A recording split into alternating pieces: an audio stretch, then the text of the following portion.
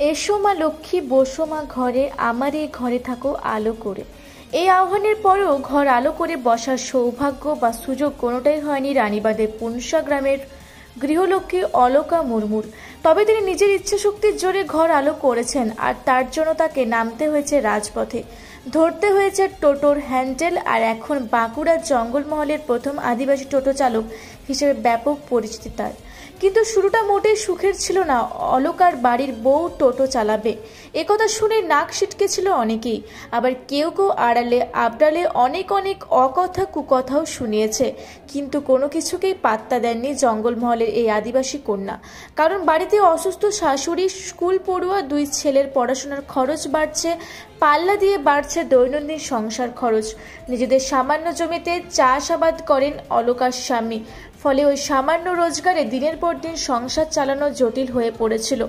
এই অবস্থায় বছর দেড়েক আগে সংসারে হাল ধরতে সব বাধা কাটিয়ে গৃহলক্ষ্মী অলকাকে উঠে বসতে হয় টোটো চালকের আসনে।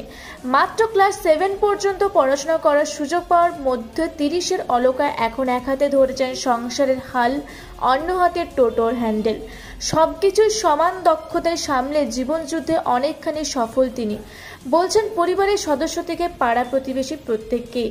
এখন প্রতিদিন সকালে ঘুম থেকে উঠে বাড়ির যাবতীয় কাজ রান্না খাওয়া সেরে অলকা মুর্মু টোটো নিয়ে বেরিয়ে পড়েন প্রায় 7 কিলোমিটার দূরত্বে রানীবাঁধ বাজারের উদ্দেশ্যে। টোটো চালিয়ে সব মিলিয়ে প্রতিদিন মোটামুটি 500 টাকা রোজগার হয় জানিয়ে তিনি বলেন, একেবারে শুরু থেকে একটু সমস্যা হলেও এখন সব ঠিকঠাকই চলছে। তবে একেবারে প্রত্যন্ত গ্রামীণ এলাকা মানুষের হাতে তেমন টাকা পয়সা নেই, ফলে সঠিক ভাড়া সকলে দিতে পারেন না। তবে রানীবাঁধ বাজারের সহকর্মী ও অন্যান্য পুরুষ টোটো চালকরা যথেষ্ট সহযোগিতা করেন বলেই তিনি জানান।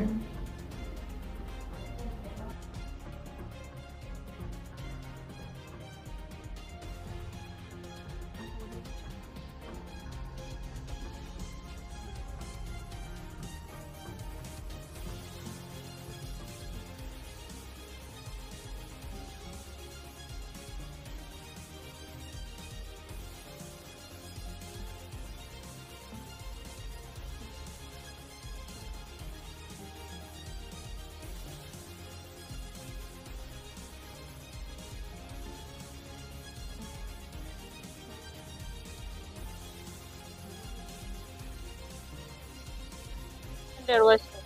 তো আরো অন্যান্য আয়ের উপায় থাকলে ওই চিন্তায় কেন আর আয় উপায় নেই তো। দেখে মনে হবে যে আয় আয় করা যায়? না, খুব একটা পরিশ্রম শরীর অসুস্থ, আমি মানে সেরকম পরিশ্রম করতে পারিনি।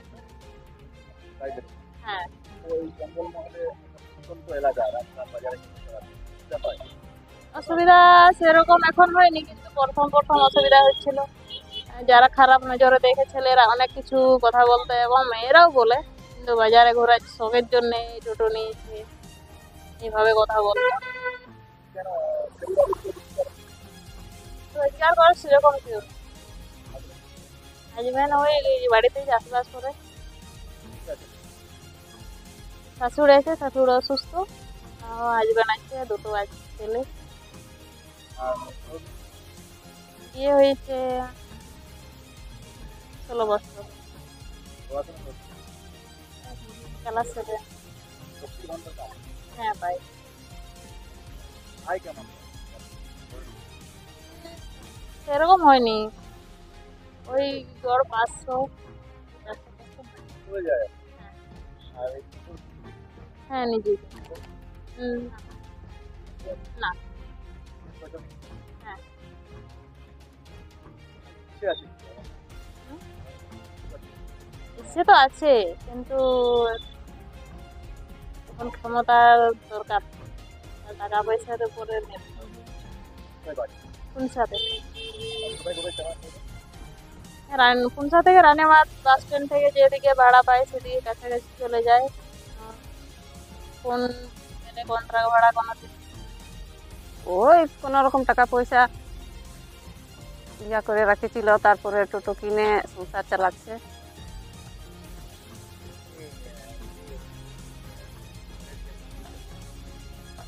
ও চাষবাস করে, চাষবাস টুকটাক সবজি চাষ করে।